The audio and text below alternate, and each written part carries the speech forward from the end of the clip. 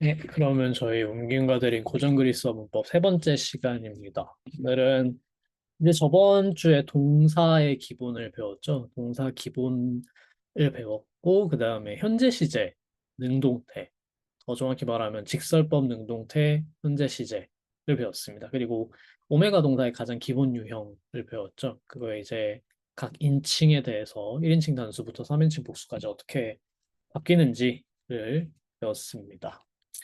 이제 좀 형태를 복습을 해보셨는지 모르겠지만, 네, 뭐 방법이었습니다. 외워야 됩니다. 네, 동사의 경우가 사실은 조금 더 간단해요. 어떻게 보면은. 네, 뭐 패턴이 다 있기 때문에 패턴이 비교적 명사, 형용사에 비해서는 그래도 좀 단순한 편이기 때문에 명사, 형용사 쪽이 저는 이제 어렵다고 생각을 하는데 오늘은 그래서 이제 명사라는 것은 어떻게 되어 있는지를 보고 변화형 중에서 제 2변화 명사, 1변화 명사가 아니라 2변화 명사부터 배웁니다. 2변화 명사가 더 쉽기 때문에 그거를 배워보도록 하겠습니다. 그럼 일단은 저번에 배웠던 거 복습, 연습 문제 체크 하면서 시작을 해보도록 하겠습니다. 일단은 악센트 규칙부터 저희가 봤었죠. 그래서 악센트에 관련된 연습 문제 나와 있는데요. 한 분씩 이제 문제대로 문제에 답변해서 뭐 이 단어 읽고 악센트 어디에 뭐가 붙는지를 한 분씩 말씀해 주시면 될 것 같습니다. 그러면은 먼저 유진님 부탁드릴까요? 아, 네, 해보겠습니다. 1번 도라라고 읽고 페널트임으로 오에 붙을 것 같다고 생각했습니다. 네, 뭐가 붙죠? 악센트. 오메가요. 자, 악센트의 종류가 있죠. 네. 어큐트, 오큐트 그라브, 페널 서컴플렉스. 아, 악센트의 종류가 어큐트, 그라브, 서컴플렉스고 안테페너트, 페너트, 울티마는 악센트의 위치예요. 음절의 위치죠. 정확히 말하면은. 아, 그래서 1번 같은 경우에 도라면은 첫 번째 오메가, 페널티에 있는 오메가에 서컴플렉스가 붙는다라고 하셔야 됩니다. 아, 네, 이게 고저 음, 악센트이기 때문에 악센트 종류가 그러니까 지금의 서구어는 뭐 표기를 따로 해주지도 않고 강세가 있다고 해도 그냥 점만 찍으면 되죠. 이제 스페인어 같은 경우에는 이제 틸레라고 해서 그 표시를 해주는데 이제 그리스어에서는 종류가 세 가지가 있기 때문에 그 음절 규칙에 맞춰서 악센트 규칙에 맞춰서 맞는 악센트 종류를 이제 써야 돼요. 그래서 이 첫 번째 도라 같은 경우에는 이렇게 도라 서컴플렉스가 들어가야 됩니다. 그리고 이 오는 알파벳 이름은 그냥 오가 아니라 오메가예요. 오메가. 네, 오미크론, 작은 오와 그러니까 짧은 오와 긴 오를 구별해 줄 때 오메가, 오미크론 이렇게 얘기합니다. 메가가 크다란 뜻이고 미크론이 작다는 뜻이에요. 그래서 이게 큰 오, 그게 작은 오. 네, 아셨나요? 이해되셨을까요? 네, 네, 그러면 유진님 감사합니다. 이어서 2번도 혹시 그러면 해볼까요? 예, 그, 안드로페라고 읽을 것 같다고 생각했고요. 악센트 위치는 제일 앞에 아에 올 것 같다고 생각했는데요. 종류가 세 가지, 잠시만. 안테페널트니까,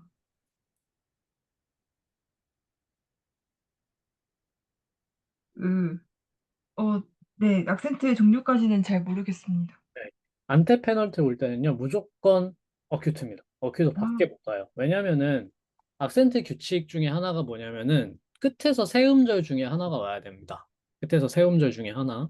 근데 사실상 서컴플렉스 같은 게 와버리면은 장음인 거예요. 서컴플렉스가 오려면 장음이에요. 왜냐면은 그 한 음절 안에서 올라갔다가 내려갔다가 있기 때문에 이렇게 콘토네이션 하나가 있는 거기 때문에 장음절이 돼야 되고 장음절이 있으려면은 이제 끝에서 세 번째가 될 수 없죠. 사실상 끝에서 네 번째에 있는 거랑 똑같기 때문에 될 수가 없습니다. 그래서 항상 끝에서 세 번째 오는 안테페널트의 악센트가 오려면은 어큐트밖에 못 와요.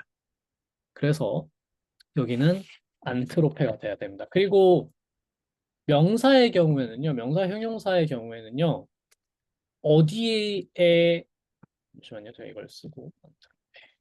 네, 이렇게 와야 되고, 명사, 형용사의 경우에는 어디에 악센트가 온다에 대한 규칙이 없어요. 그냥 외우는 겁니다.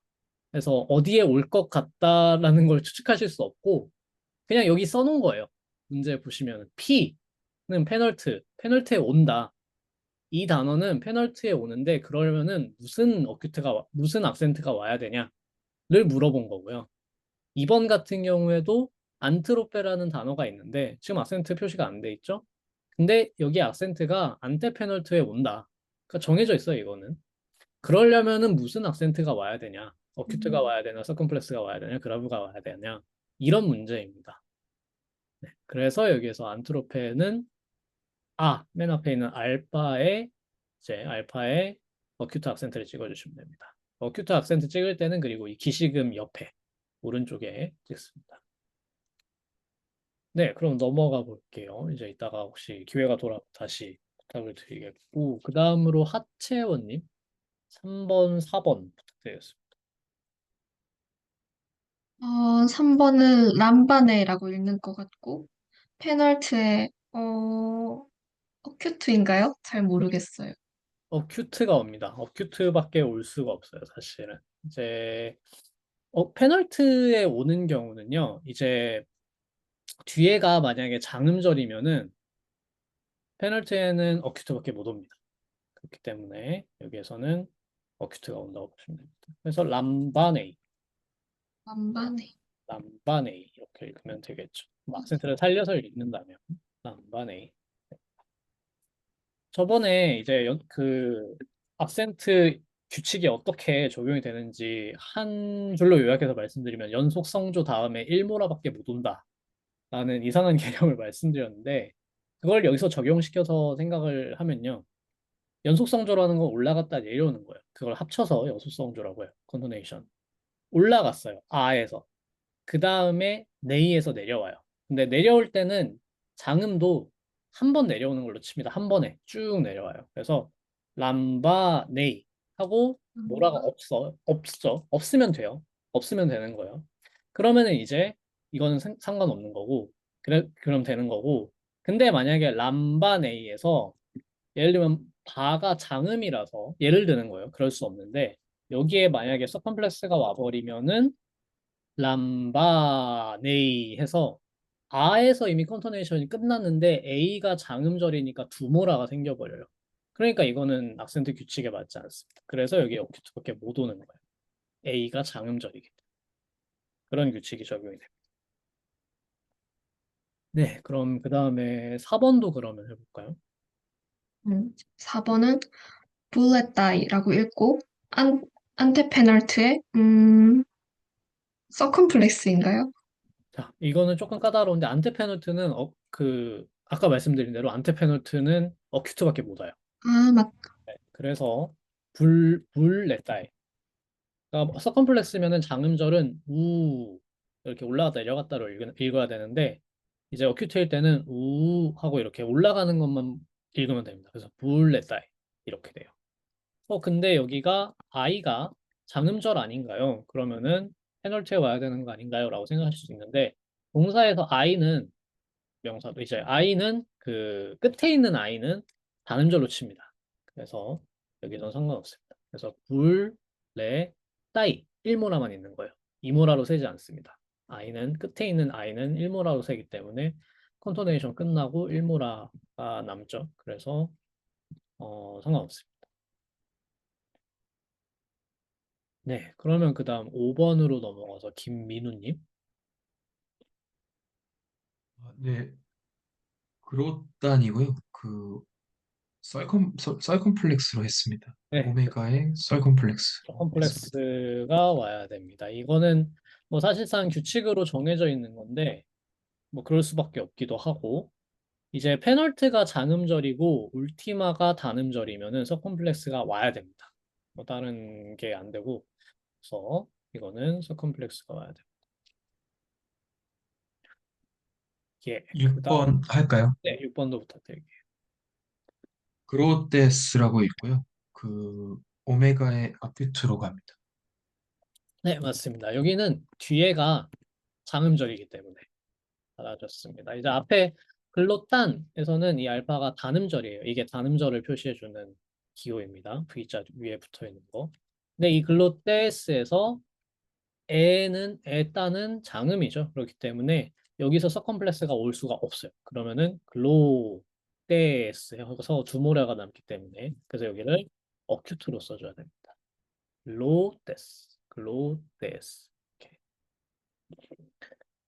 그러면 그 다음에 선미님 7번, 8번 부탁드리겠습니다.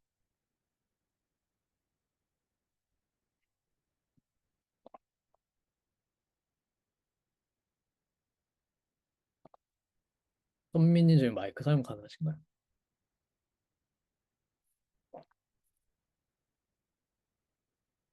네, 지금 네. 좀만 기다릴게요. 그 전에 그렇군요. 안 되시면은 다음에 하시도록 하고 질문이 있는데 이제 5번은 아에 붙는데 오메가에 붙은 게 아니고 5번도 오메가에 붙은 거예요. 이 아는 악센트 표시가 아니라 아에 있는 이 V자 표시는 악센트 표시가 아니라 단음 표시입니다. 네, 단음절이라서 그렇게 표시를 해준 겁니다. 근데 이게 없다고 해서 장음절인 건 아니에요. 이거 그냥 이건 교과서라서 친절하게 붙여준 거예요. 보통 그냥 단음절, 장음절은 표기 안 해줍니다.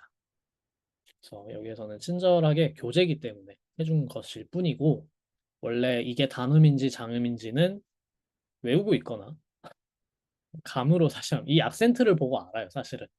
여기에서 여기 글로딴인데 앞에 여기가 지금 서컴플렉스가 왔네? 그러면 뒤에 아는 단음절일 수밖에 없네? 라고 사실은 써주는 게 아니고 추측해서 알아야 돼요. 악센트가 서컴플렉스면은 울티마는 단음절이겠네? 라고 저희가 나중에 아는 겁니다. 추측해서. 사실은 그거를 다 이렇게 정리를 해서 한 게 사전에 이미 실려 있는 거죠.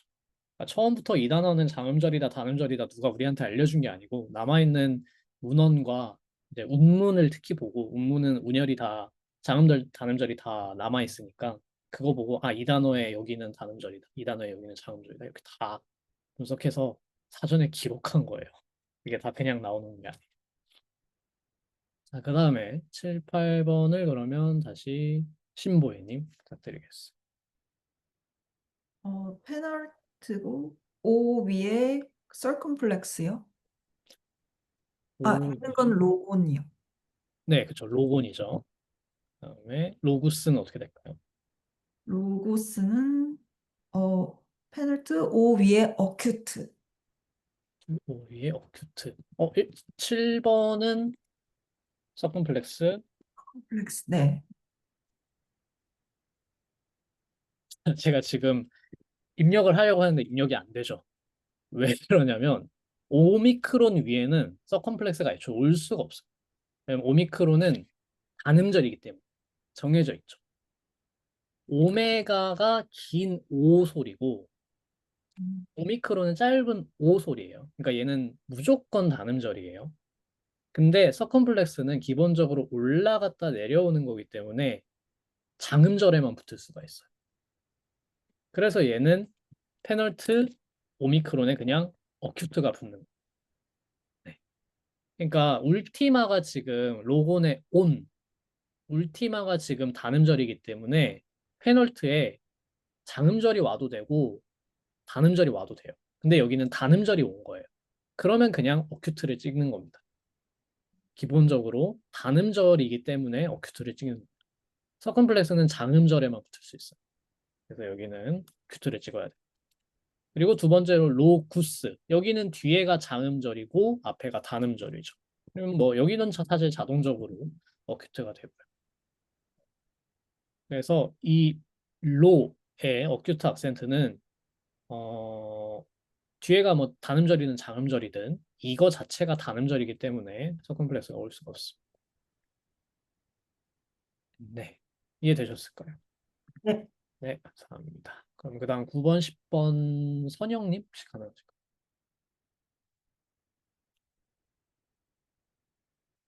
그러시군요. 알겠습니다. 그러면 그다음 김태영님. 네, 네, 네. 네, 부탁드리겠습니다. 어, 그럼, 잠시만요. 그러니까 지금 제가 몇 번을, 아, 죄송합니다. 9번, 10번입니다. 아, 예, 예.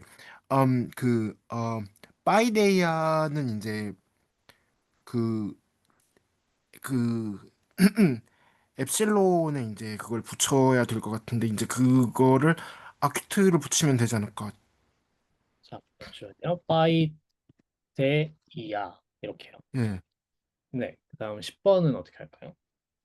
음, 아네모스는 그러니까 알파에 붙이고, 이것도 아큐트가니까. 네, 맞습니다. 안테페노트는요, 그냥 어큐트예요. 뭐 맞아, 맞아. 그렇죠. 안테페노트구나. 예, 예. 그래서 사실 예. 여러분 안테페널트가 나온 순간은 생각할 필요 없이 그냥 어큐트만 붙이면 돼요. 다른 가능성이 없어요. 음, 페널트가 네. 제일 귀찮고요. 뭐 울티마도 좀 귀찮긴 하지만 페널트가 좀 헷갈리고 예, 안테페널트에 나오면은 그냥 무조건 어큐트밖에 못 찍는다라고 생각을 하시면 됩니다.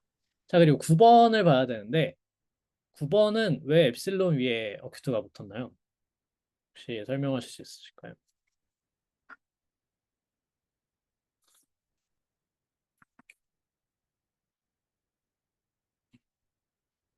자, 여기가 by day가 A는 이중 모음이에요. 그러니까 A, E 분리된 게 아니라 일단 하나예요. A. 그렇기 때문에 A에 악센트를 붙이고 싶으면은 이오타 위에 붙여야 됩니다. 이건 규칙입니다. 그냥 이중 모음이 있을 때는 이중 모음의 두 번째 알파벳 위에다가 악센트 표시를 해줘야 돼요. 그래서 A가 되거나 어큐트를 붙이거나 아니면 A. 그러니까 이렇게 붙어 있지만 이오타에 붙어 있지만 읽을 때는 에 쪽이 올라가는 거예요, 사실은. 에이 이렇게 되는 거예요. 그래서 이건 그냥 표기사항 이렇게 해주는 거예요. 자, 그러면 문제는 이제 서컴플렉스를 붙이느냐 아니면 어큐트를 붙이느냐의 문제인데 아는요, 이 아는 밑에 이오타 서브스크립트가 붙였죠. 원래는 아이였다는 거예요. 그 말은 무슨 말이냐? 얘는 두음절이에요. 장음으로 칩니다, 얘는. 그렇기 때문에 얘는 어큐트가 와야 됩니다. 뒤에가 장음절이고 A도 장음절이죠. 장음절이 연속됐는데, 그러니까 울티마도 장음절이고 페널트도 장음절이면은 만약에 페널트에 악센트가 왔을 때 서컴플렉스가 붙어버리면 A 하고 콘토네이션 끝났는데 두모라가 남죠. 뒤에가 장음절이니까. 그래서 안 됩니다. 그래서 무조건 어큐트가 와야 돼요. 그래서 페널트 단음절, 울티마 장음절이면 그러니까 페널트 장음절, 울티마 장음절이면 어큐트밖에 못 와요. 페널트에는. 그래서 A야 이렇게 어큐트가 와야 됩니다.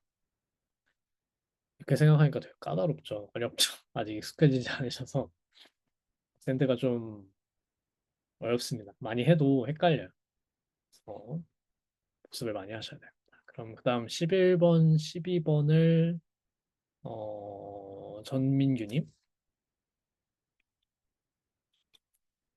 네, 11번은 아가톤 5의 어큐트 붙을 것 같고요. 12번은 칼론 노론, 이거는 칼론의 오미크론의 그라브 붙지 않을까 싶습니다. 칼룸 오미크론의 어떤 거요? 그라브 붙지 아, 않을까 싶습니다. 좋습니다. 네. 그라브를 붙이셔야 됩니다. 여기는 왜? 뒤에 단어가 이어지니까. 울티마에 있는 어큐트는 뒤에 단어가 이어지면은 그라브로 바뀌죠. 그리고 악센트 읽을 때는 뭐 사실상 악센트가 없는 것처럼 읽으시면 됩니다. 원래는 칼론이었는데 뒤에 단어가 붙어서 칼론노론 이렇게 됩니다. 그냥 쭉 이어서. 그리고 아가톤 이거는 울티마 있고 울티마 음절이 지금 단음절이죠. 오미크론. 그래서 어큐트가 붙으면 됩니다. 네, 잘하셨습니다. 이제 악센트 연습을 또 계속해서 하게 될 거니까요. 넘어가도록 하죠. 아직은 좀 익숙해지는데 시간이 많이 걸리고. 그러면 그 다음으로 A번 가서 각 동사의 직설법 능동태 현재 시제 형태를 써보기라고 했는데 한번 쭉 읽어보시죠. 이제 그 다음에 장지은님 1번 엘라우노 동사의 현재 시제 형태 쭉 그냥 읽어서 해주시면 감사하겠습니다. 네, 엘라우노, 엘라우네이스, 엘라우네이, 엘라우노멘, 엘라우네테, 엘라우누시. 네, 좋습니다. 잘하셨습니다. 그리고 악센트는 다 똑같아요. 엘라우 자리에 오면 됩니다. 그래서 엘라우 자리에 어큐트 오면 됩니다. 엘라우노, 엘라우네이스, 엘라우네이, 엘라우노멘, 엘라우네테, 엘라우누시. 그리고 마지막에 엘라우누시는 이제 뉘, 무버블이라고 하는 움직일 수 있는 뉘가 옵니다. 그것만 조심하시면 되고요. 네, 질문에 이제 악상크라브라는 프랑스어의 그 악상크라브가 있고 영어의 뭐 그레이브 액센트라고 하는데 네, 그게 맞아요. 물론 쓰임은 다릅니다. 프랑스어랑 다르지만 생긴 건 그게 맞습니다. 왼쪽에서 오른쪽으로 이렇게 찍는 거. 자, 그 다음에 2번 다시 넘어가서 드리미님 부탁드릴게요.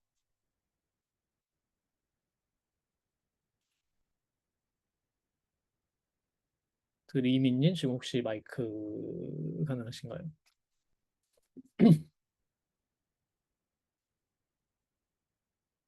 안 되시면은 다시 처음으로 돌아와서 처음이 없어졌네. 순서가 또 뒤죽박죽이 됐는데 유진님 2번, 3번까지 변화형 읽어주시면 감사하겠습니다. 네, 2번 그라포는 그라포, 그라페이스, 그라페이, 그라포맨, 그라페테, 그라푸시로 변하고 3번 레이포는 레이포, 레이페이스, 레이페이, 레이포맨, 레이페테, 레이푸시로 변할 것 같습니다. 네, 좋습니다. 감사합니다. 잘해주셨고요. 다음에 4번, 5번을 그 다음 하채원님 드리겠습니다. 4번은 뺨뽀, 뺨베이스, 뺨빼, 뺨뿌맨, 뺨빼떼, 뺨뿌맨으로 변할 것 같고 5번은 페우고, 페우페이스, 페우페, 페우포맨, 페우페떼로 변할 것 같습니다. 여러 개가 좀 빠졌는데 자, 천천히 해보죠. 4번에 뺨뽀가 1인칭 단수죠. 나는 보낸다. 그 다음 2인칭 단수가 뭐죠? 베이스, 뺨베이스, 그렇죠. 뺨, 베이스. 자, 뺨베이스. 뺨, 뺨베이스. 네, 뺨베이스. 여기다가 악센트 찍어야 되고요. 그 다음에 3인칭 단수 어떻게 되죠? 뺨베이, 뺨베이. 맞아요. 네, 뺨베이. A로 끝나야 되죠. 3인칭 단수. 그 다음에 1인칭 복수.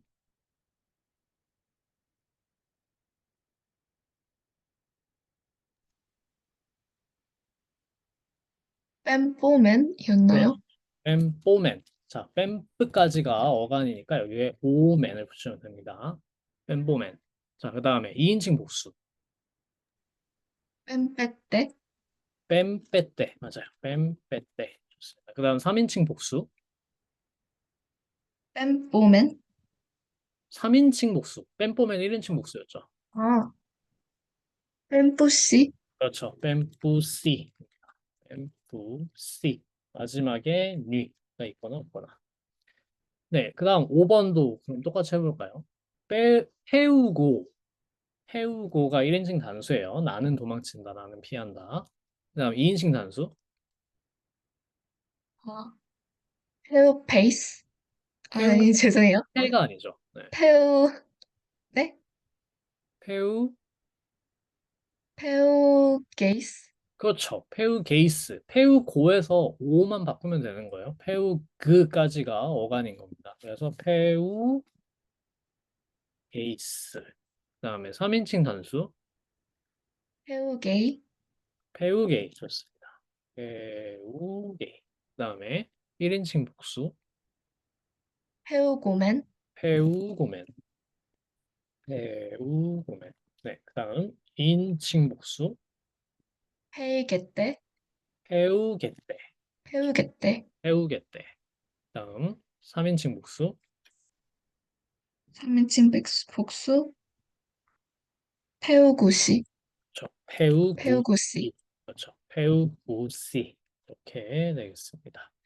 네, 잘하셨습니다. 뭐 아직 조금 형태가 익숙하지 않으실 텐데 입에 많이 붙어야 돼요. 이게 뭐 그냥 쓰거나 읽을 때만 지금 아마 조금 알파벳도 이제 읽는 게 아직 익숙하지 않으실 텐데 많이 소리를 내서 직접 읽어 보셔야 됩니다. 요즘 질문이 나왔는데 명령형은 나중에 배울게요. 저희 아직 안 배웠습니다. 네, 그게 지금 써놓으신 게 맞긴 맞아요. 끝에 엡실론만 붙이면 돼요. 네, 근데 나중에 그 명령형 형태는 나중에 배울 겁니다.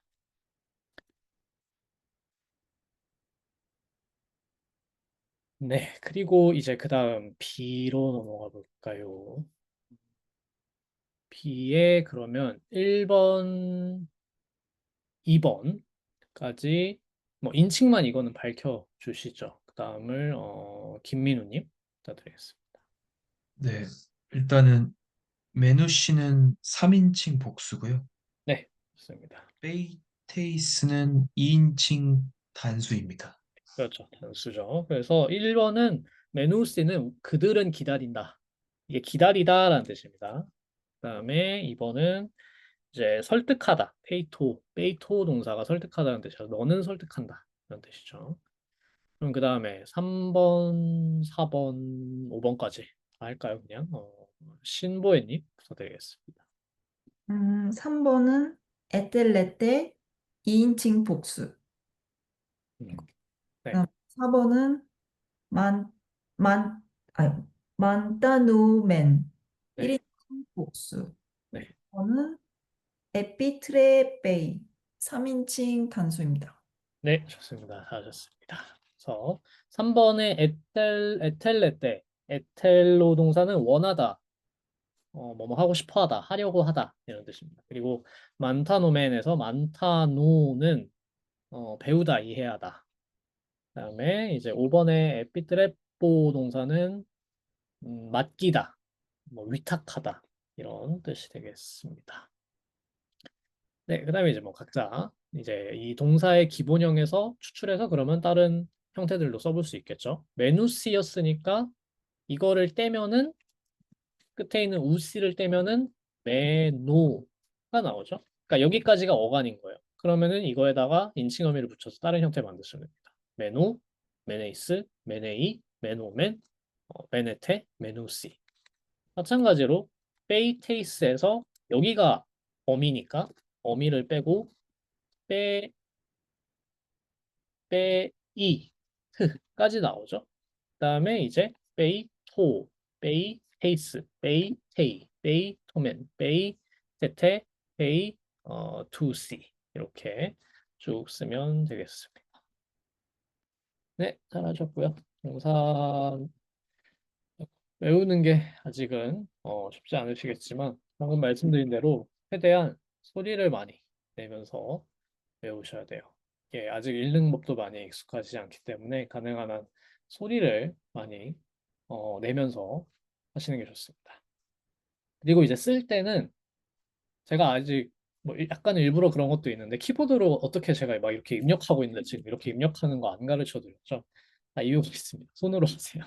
웬만하면 손으로 쓰십시오. 네, 이걸로 쓰시지 말고 손으로 쓰시고 이 타자로 이거를 쓰는 방법은 사실 윈도우가 훨씬 어려워요. 맥은 좀 쉬운데 윈도우가 조금 어려워서 뭐 여러 가지 방법이 있는데 뭐 계속해서 이제 익숙해지다 보면은 하다 쓰다 보면 익숙해지는데 지금은 타자를 쓸 일이 없기 때문에 그냥 손으로 쓰시기 바랍니다.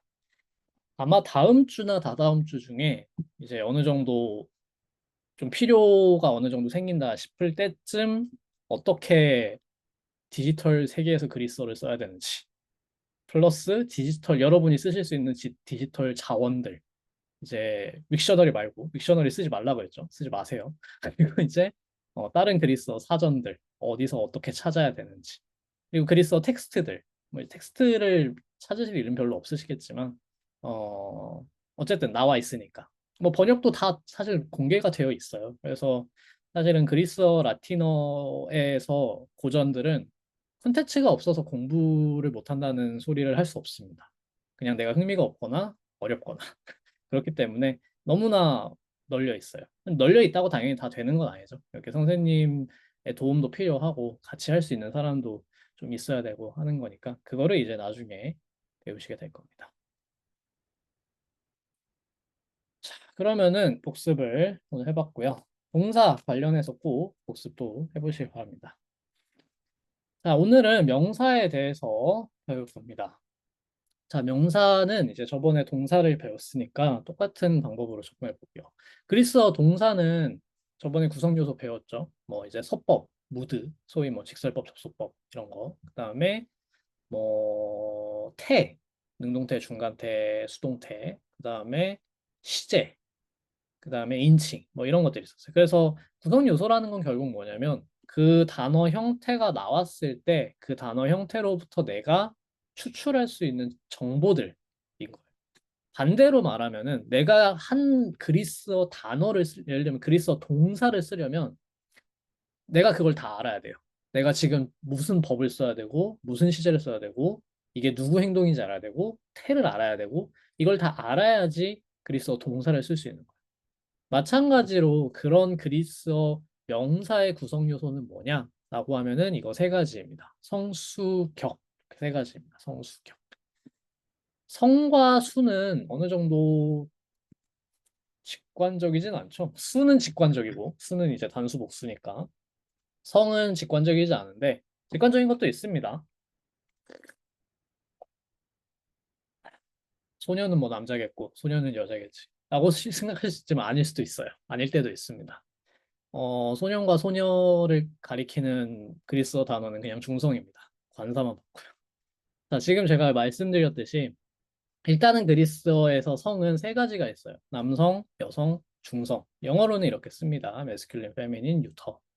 이렇게 쓰는데 제가 이제 각주로 미리 다뤄놨는데 저번 시간에도 굉장히 강조했는데 명사의 문법적 성과 그 명사가 가리키는 사물의 생물학적 성 사이에는 필연적인 연관이 없습니다. 그러니까 이게 무슨 말이냐? 가끔 이제 그런 분들이 계세요. 달은 여자예요. 뭐 태양은 남자예요. 뭐 이런 것들부터 시작해서 하늘은 남자예요. 그리고 이제 땅은 여자예요. 그러니까 성이 문법적 성이 이제 그 땅은 개고 하늘은 우라노스고 그다음에 태양은 헬리오스고 그다음에 달은 셀레네니까 이제 여자입니다. 여성입니다. 문법적으로. 근데 그런 것들로부터 우리가 알고 있는 굉장히 많은 어떤 상징적인 해석들 이제 그런 것부터 시작해서 신화적인 해석들도 나오는데 그런 것이 다 기반이 되어가지고 이제 사물의 성이 다 부여되냐 하면은 절대 그렇지 않다라는 거예요. 절대로 그렇지 않고 그게 저희가 갖고 있는 생물학적인 성별이랑 결부가 된 거는 추측컨대 나중의 일이고 그리고 이게 문법적으로 정리된 것도 이제 나중의 일이고 어떻게 해서 이 성이라는 시스템이 생겼는지 저희는 몰라요. 다만 그 성이라는 시스템으로 분석하기 시점을 이제 어느 정도는 추측을 할 수 있는데 그때 이 사람들이 성이라는 의미로 썼는지 자체가 사실 명확하지 않습니다. 왜냐면은 이제 이 젠더라고 하는 것에 문법적 성을 가리킬 때 젠더라고 할 때 이거의 라틴어 어원이 게누스인데 이거는 성별이라는 뜻에만 해당하는 게 아니고 종류라는 뜻이에요. 그냥 뭐든 간에 분류를 해서 A랑 B랑 그룹을 나누면 A 종류, B 종류 이렇게 나누면 그거 다 게누스예요. 물론 생물학적인 뜻도 있습니다. 있지만 그래서 어떨 때 이런 단어의 성이 부여가 되냐, 어떤 기준으로 나누냐를 실제 언어에서 어떻게 나누는지를 보면은 생물학적 성과 연관이 당연히 될 때도 있고 아니면 의미에 따라서 이때 의미라고 하는 거는 예를 들면은 저번에 왜 화제가 됐던 게 코로나 바이러스는 프랑스에서 여성이에요. 왜냐면 말라디라는 질병이라는 뜻의 프랑스어 명사가 여성이기 때문에 그래서 코로나도 질병에 속하니까 여성 명사로 본 거예요. 자, 그런 기준도 있고 아니면 그냥 형태. 말라디는 왜 여성이냐? 이로 끝나거든요. 그래서 그 아이 이로 끝나는 애들은 다 여성 명사로 칩니다. 프랑스어에서. 그런 것도 있고. 그다음에 의문과 형태는 뭐 사실상 비슷한 거지만 의문에 따라서도 성이 구분이 될 수 있습니다. 자, 그래서 그리스어 라틴어의 경우에도 마찬가지로 명사의 의미에서 명사의 그 내포에서 생물학적 성이 중요하면 연관성이 있어요. 하지만 없으면은 그냥 문법적 성은 그거랑 상관이 없고 형태에 따라서만 나뉩니다. 해서 로마 시대 사람들도 이미 이걸 다 알고 있었어요. 바로라는 사람이 있는데 이 사람의 책이 많이 안 남아 있지만 라틴어에 관하여라는 책의 일부가 남아 있습니다. 거기에서 이런 예시를 들어요. 그래서 라틴어로 비둘기라는 명사가 이제 콜룸바라는 명사인데요. 이 A로 끝나면 이게 여성입니다. 그래서 콜룸바, 콜룸바이라는 여성 명사인데 비둘기가 암컷이든 수컷이든 콜룸바라고 써요.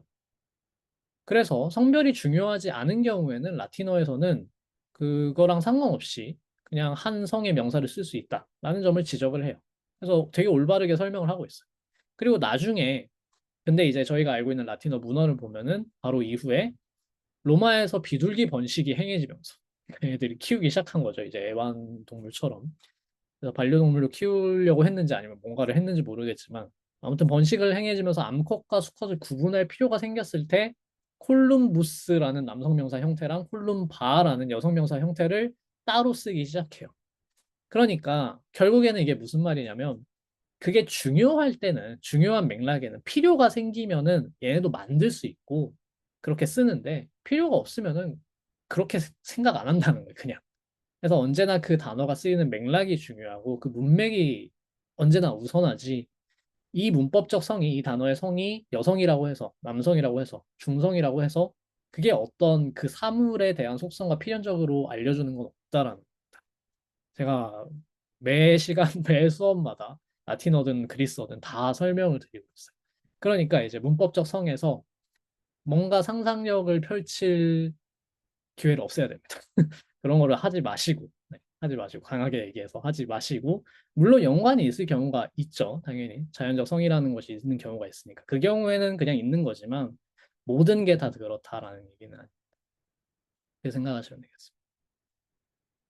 자, 그 다음에 수는 이제 단수랑 복수가 있어요. 단수, 복수가 있는데, 하나만 있으면 단수고, 뭐 여러 개가 있으면 복수이긴 한데, 이제 뭐 영어에서도 소위 뭐 집합명사 뭐 이런 것도 있고 불가산명사 뭐 이런 것도 배웠죠. 그런 것처럼 단수복수도 사실은 그렇게 뚜렷하진 않아요. 그러니까 모든 사물이 다 하나하나 셀 수 있는 건 아니잖아요. 그렇기 때문에 예를 들면 라틴어 같은 경우에는 그리스어하고 조금 다르긴 하지만 아쿠아, 물이라는 단어가 있죠. 아쿠아를 복수로 쓸 때가 있어요. 아쿠아이. 그럼 물들이면은 뭐 샘물이 여러 개란 뜻이냐? 아니에요. 그냥 물이에요. 물이 좀 많아 보이는 효과가 있을 수도 있고. 아무튼 그래서 이때 단수 복수는 딱 깔끔하게 개별적으로 하나하나 셀 수 없는 경우에도 쓰여서 좀 많은 느낌이면 복수. 좀 하나라는 것만 얘기하고 싶으면 단수. 이렇게 쓰고 심지어 많은 경우에도 그거를 그냥 좀 집합적인 느낌으로 쓰고 싶으면 단수 동사를 써요. 복수 형태를 쓰고. 뭐 그런 경우도 있고. 그래서 일단 직관적으로는 단수 복수를 이해하고 계시되 실제 용례에서는 형태가 아니라 그게 역시 쓰이는 맥락이 중요합니다. 이 복수 명사가 진짜 개별 하나를 말하고 싶은 건지 아니면 전체를 좀 아울러서 말하는 건지. 뭐 그런 것들이 중요합니다. 플러스 해서 쌍수라는 게 있어요. 사실은 그리스어에는. 쌍수라는 게 있는데 저희는 배우지 않습니다. 저희는 따로 배우지 않습니다. 왜냐하면 고전 그리스어에서는 쌍수를 잘 쓰지 않습니다. 잘 쓰지 않는다는 건 쓰긴 쓴다는 거죠. 쓰긴 쓴다는 건데 좀 별로 없어요. 쓰는 경우에도 그들도 이미 약간 고어 툴을 내기 위해서 쌍수를 쓴 경우가 많고 일반적으로 쓰이지 않았습니다. 근데 내가 호메로스를 읽고 싶다. 쌍수를 공부하셔야 됩니다. 호메로스에선 쌍수가 많이 나옵니다. 자, 그 다음에 격. 이게 가장 중요한데요. 격. 독일어를 배우신 분들이라면 다행히 독일어의 최대 메리트는 그리스어, 라틴어를 배울 때 좀 쉬워진다는 겁니다. 그 외에는 다 어렵습니다. 저는 라틴어보다 아니 독일어가 훨씬 어렵다고 생각해요. 독일어가 훨씬 어려워요. 근데 어쨌든 격이라는 건 뭐냐? 뭔지 설명드리기 전에 그리스어의 격은 5개가 있습니다. 주격, 노미나티브, 속격, 제니티브, 역격, 데이티브, 대격, 어큐자티브, 폭격, 보카티브. 제가 지금 영어 발음으로 읽었는데 독일어를 배우신 분들은 독일어를 읽으셔도 돼요. 노미나티브, 게니티브, 다티브, 아쿠사티브, 보카티브 이렇게. 네, 어, 네, 그렇습니다. 그래서 이렇게 5개가 있고, 사실은 라틴어는 하나가 더 있는데, 그 6개가 있는데, 격이 적다고 해서 좋은 게 아닙니다. 적으면은 오히려 좀 힘들 때가 많아요. 오히려 어려울 때가 있습니다. 자, 어쨌든 이렇게 5개가 있고, 명사 변화라는 건 뭐냐? 명사 변화를 영어로는 디클렌션이라고 합니다. 동사 변화는 컨주게이션이라고 해요. 그래서 좀 구분을 해서 표기하는 번역도 있긴 한데, 명사 변화는 뭐 곡용이라고 해서 쓰시기도 하는데, 디클렌션의 이 디클렌 여기가 이렇게 기울어진다, 휘어진다 이런 뜻이거든요. 그래서 곡용이라는 번역어를 사용하는 경우도 있는데, 뭐 저는 그냥 명사 변화, 동사 변화 쉽게 이렇게 부르고 있습니다. 아무튼 명사 변화라는 건 뭐냐? 이 성수, 격 3가지 요소에 따라서 명사 형태가 변화한다라는 거예요. 그러면은 어떤 경우의 수가 있을까요? 남성 단수 주격, 남성 단수 속격, 남성 단수 역격, 여성 주격, 여성 단수 속격, 뭐 여성 단수 역격, 여성 복수 대격, 중성 복수 대격 이런 식으로 가능성이 나오겠죠. 그래서 이 명사 변화 형태를 외우는 게 중요합니다. 이거 명사뿐만 아니라 명사, 대명사, 관사, 형용사 얘네가 다 명사군에 속해요. 그래서 크게 나눠서 명사 아니면 동사예요. 저희가 배우는 어형 변화의 기준은 명사 아니면 동사입니다. 그리고 이때 동사 변화는 저번에 배웠던 거, 그 다음에 명사 변화는 명사, 대명사, 관사, 형용사 이거 다 포함해서 이렇게 되는 겁니다. 네, 그리고 역격, 대격, 네, 신자체 쪽 그게 맞습니다. 일본에서 쓰는 한자가 그쪽이 맞아요. 이게 한국에서 쓰는 한자, 역격, 대격. 그다음에 이제 예문을 보시면 그래서 칼레포스 에스틴 호비오스 이렇게 말하면 호비오스가 삶이라는 뜻이에요. 호는 사실 관사고 비오스가 삶이라는 뜻입니다. 그래서 삶은 에스틴이 뭐뭐 하다 비동사에 속합니다. 영어에. 이 칼레포스가 이제 고되다, 힘들다, 어렵다 이런 뜻이에요. 그래서 이렇게 칼레포스 에스틴 호비오스 하면은 삶은 고되다라는 뜻이에요. 근데 칼레파 따깔라라고 말하면은 따깔라는 아름다운 것들이란 뜻이에요. 이 따도 정관사입니다. 그래서 그냥 아름다운 것들은 칼레파 고되다 똑같은 고되다지만 그리스어 문장에서는 칼레포스 여기에서는 오스를 써야 되고 여기서는 칼레파 아를 써야 된다는 겁니다. 왜인지 이제 앞으로 배우게 된다는 거예요. 뭐 왜인지는 뭐 간단하죠. 호비오스를 따라가서 그냥 칼레포스 되는 거고요. 여기는 깔라를 쫓아가서 칼레파가 되는 건데 뭐 구체적인 거는 더 나중에 배울 거고요. 어쨌든 한국어 번역에서는 같은 뜻이라고 해도 그리스어 문장에서는 형태가 달라질 수 있다라는 겁니다. 이렇게. 그리고 어떤 형태로 우리가 바꿔야 되는지를 배우는 게 이 명사 변화를 배운다. 여기까지 혹시 질문 있으실까요?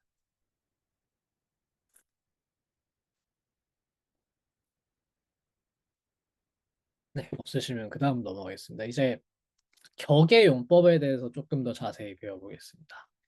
이제 격이라는 시스템에 대해서 격이라는 게 도대체 뭔가 라는 거를 이제 설명을 드릴 건데 이거는 격의 용법에 관한 100% 설명이 아니고요. 그냥 아주 예비적인 설명이라고 생각하시면 됩니다. 이게 전체라고 생각하시면 절대로 안 돼요. 가장 기본적인 정보들입니다. 일단 격이라는 게 뭐냐? 단어가 문장 속에서 갖는 기능의 표지예요. 기능. 그러니까 이 단어가 이 문장 속에서 어떤 의미를 갖느냐, 어떤 식으로 쓰이고 있느냐라는 걸 알려주는 게 격입니다. 자, 영어는 격이 없어요. 왜? 위치에 따라서 이게 뭔지 알 수니까. I love you라고 쓰면은 나는 너를 사랑한다. 가 되고 you love me라고 하면은 너는 나를 사랑한다가 되죠. 똑같은 you인데 love 뒤에 있으면은 목적어가 되고 love 앞에 있으면은 주어가 돼요. 그쵸? 그러니까 영어는 그냥 위치에 따라서 기능이 바뀌어요. 단어의. 근데 그리스어는 격에 따라서 어형이 바뀝니다. 그래서 이 형태가 되면은 목적어고 이 형태가 되면 주어다 라는 게 정해져 있어요. 그렇기 때문에 그리스어는 어순이 자유로울 수 있는 거예요. 이 단어가 어디 있든 간에 이 형태만 가지고 있으면은 얘는 목적어라는 걸 알 수 있고 얘는 주격, 주어라는 걸 알 수 있거든. 그래서 이 격을 외우는 게 아주 중요합니다. 자, 그래서 첫 번째로 이제 5개의 격을 간단히 하나하나 좀 어떤 의미가 있는지 보겠습니다. 첫 번째는 주격, 노미나티브. 뭐 주격이니까 간단하죠. 동사의 주어를 알려주는 거예요. 근데 이제 주어뿐만 아니라 주어를 서술하는 수어도 나타낼 수 있습니다. 뭐냐면은 아까 봤던 칼레포스 에스틴 호비오스라는 말이 있으면은 호비오스 쪽이 주어죠. 그래서 이것도 주격인데 칼레포스도 주격이에요. 근데 이건 형용사거든요. 뭐 이거 형용사는 나중에 배울 겁니다. 그래서 주어 그리고 주어를 서술하는 수어는 주격으로 씁니다. 이때 수어라는 말에 대해서 조금 더 보충을 해야 됩니다. 수어라고만 하면은 한국어에서는 동사도 수어라고 생각할 수 있는데 동사는 수어가 아니에요. 이건 영어에서도 사실 좀 용어가 좁은 의미, 넓은 의미에 따라서 달라지곤 하는데 제가 말하는 여기서 수어라는 거는 predication이라는 거는 영어로 따지면은 비동사 뒤에 있는 거입니다. 그러니까 여기서 개사라는 건 비동사라는 뜻이에요. 결국에는 비동사를 가리키는 건데 개사에 의해서 주어와 연결된 명사 또는 형용사는 수어라고 하고 동사라고 하지 않습니다. 자, 예를 들면은 he is a boy라고 하면은 a boy 쪽은 수어. she is smart라고 할 때 smart도 수어. 근데 이 문장이 he sleeps랑 다르고 she runs랑 다르다는 거예요. 이게 한국어 화자한테는 좀 직관적이지 않아요. 영어 화자 쪽에서는 이게 뭐 당연히 다르다는 게 보이거든요. 왜냐면은 he is a boy에서 동사는 is고 동사는 무조건 is예요. 그러니까 슬립스에 대응하는 건 is, runs에 대응하는 거 is. 그 다음에 a boy가 붙는 거예요. 수어로. 근데 한국어는 이제 그는 소년이다. 그녀는 똑똑하다. 그녀는 잔다. 그녀는 달린다. 이러면 뭔가 다 비슷하게 들리니까 이제 구별 잘 안 되는 것처럼 들리는데 그게 왜냐하면 한국어는 형용사가 개사 없이 그냥 용언으로 사용이 되죠. 그는 아름답다. 뭐 그는 크다. 그녀는 작다. 이런 식으로 그냥 형용사가 동사처럼 쓰여요. 사실은.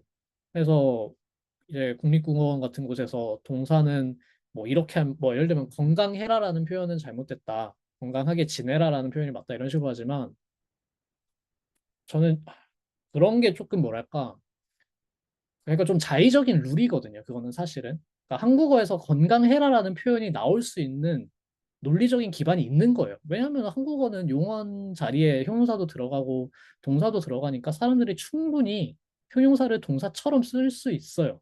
그게 꼭 오류가 아니라 그럴 만한 논리적인 이유가 있는 거예요. 우리가 그렇게 익숙해져 있으니까 동사처럼 그 인식하는데 근데 이제 영어식으로 서구 언어의 문법을 가져와서 이거는 형용사고 이건 동사야라고 갈라버리니까 건강해라라는 말은 틀렸어라고 자의적으로 사실 얘기하는 거거든요.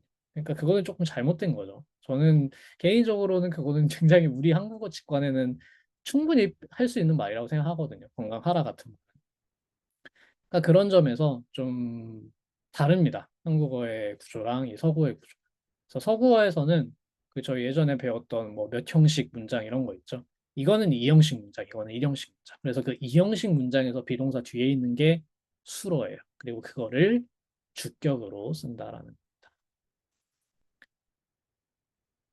자, 그 다음에 이제 속격으로 넘어가 보겠습니다. 속격은 속이니까 어떤 거에 속하는 걸 말 그대로 나타냅니다. 그래서 첫 번째로 소속 또는 소유의 관계를 나타내요.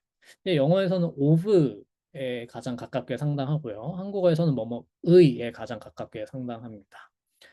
자, 예를 들면은 아타나토스 에스틴 호돈 아가돈 안트로폰 비오스라고 하면은 훌륭한 사람들의 삶은 불멸한다 이런 뜻인데요. 아타나토스가 불멸하다라는 뜻이고 호비오스가 삶이고 이 사이에 돈, 아가돈, 안트로폰 이렇게 들어가 있어요. 이게 속격입니다.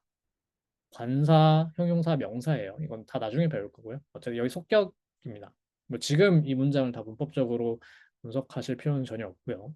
그래서 여기가 속격이고 이게 훌륭한 사람들 영혼의 삶은 불멸한다라고 번역될 수 있다라는, 그래서 뭐의라는 뜻을 가지고 있고요. 두 번째 예문도 볼까요? 에르곤 일이란 뜻입니다. 깔레폰 아까 나왔죠? 고된. 그다음에 시케스 아가테스 에스티메트론. 메트론이 이제 척도라는 뜻이고 시케가 잘 아시는 영혼이라는 뜻이고 아가토스 훌륭한.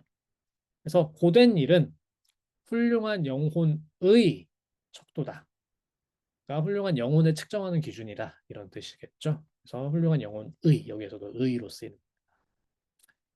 자, 그런데 이런 소속 소유의 관계뿐만 아니라 속격은 사실 이거랑 아예 연관이 없는 건 아닌데요. 조금 분리해서 보자면 분리, 박탈, 원인을 나타내기도 합니다. of도 되고 from, 영어에서 from으로 볼 수 있고 한국에서 뭐뭐로부터, 뭐뭐에서부터. 이게 라틴어에서는 탈격으로 따로 분리되어 있어요. 그래서 이제 속격이랑 탈격이랑 아예 용법이 다른데 그리스어에서는 속격이 이제 탈격 역할도 같이 합니다.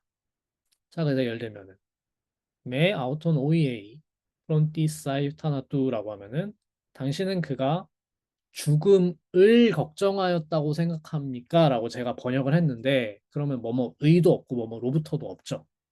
그러니까 이런 게 조금 어려운 건데 제가 여기서 지금 한국어 조사에 가장 가깝게 뭔가를 붙여넣긴 했지만 로부터 의라고 붙여넣긴 했지만 이게 100% 번역이 되는 게 당연히 아니에요. 격의 용법이 한국어 문장의 조사에 100% 상당할 수가 없고 당연히 한국어는 한국어의 용법이 있고 한국어 어법이 있고 그리스어는 그리스어 어법이 있습니다. 그렇기 때문에 그리스어에서는 이런 표현을 쓸 때 이걸 속격으로 쓰는구나, 이걸 역격으로 쓰는구나 이렇게 격의 용법을 따로 용례를 그리스어 고유의 어법을 알아놓는 게 중요해요. 그러니까 우리 한국어로는 죽음을인데 왜 대격을 안 쓰고 속격을 써요? 그거는 논리적으로 설명이 되는 경우도 있어요. 사실 여기는 논리적으로 설명이 됩니다. 왜냐하면 이 프론티사이라는 동사가 걱정하다라는 뜻인데 우리말로는 뭐뭐를 걱정하다지만 사실은 뭐뭐에 의해서 걱정하는 마음이 들다예요.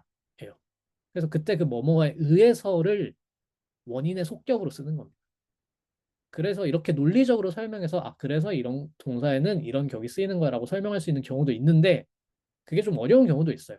그럴 때는 외워야죠. 그냥 이 동사는 그냥 이거랑 쓰는구나. 역격이랑 쓰는구나. 속격이랑 쓰는구나. 외웁니다. 그래서 그리스어의 고유의 어법을 존중하셔야 돼요. 한국어로 이렇게 번역이 된다는 거랑 걔네가 이런 용법을 이런 용례 속에서 이런 격을 이렇게 사용하고 있다라는 거를 따로 보실 필요가 있습니다. 자, 그 다음에 역격으로 넘어가 볼게요. 역격은 이 여자라는 한자에서도 잘 아실 수 있는데 행위 및 사건에 간접적 영향을 받는 대상을 나타냅니다. 무슨 말이냐? 간접 목적어예요. 결국에 to나 for 뭐뭐에게. 그래서 그 영어의 사형식 동사 뭐라고 하더라? 수요 동사라고 하는 그 직접 목적어, 간접 목적어 IODO라고 하는 그런 거 있죠. 그 IO가 이 역격으로 씁니다. 그래서 예를 들면은 페로, 노론, 아테네라고 하면은 나는 아테네에게 여기가 역격입니다. 선물을 바친다. 그다음에 따우따 모이도 케이 아리스타. 따우따 그것들이 모이도 케이가 이제 도케이가 뭐뭐로 보이다, 뭐뭐라고 생각되다 이런 뜻이에요.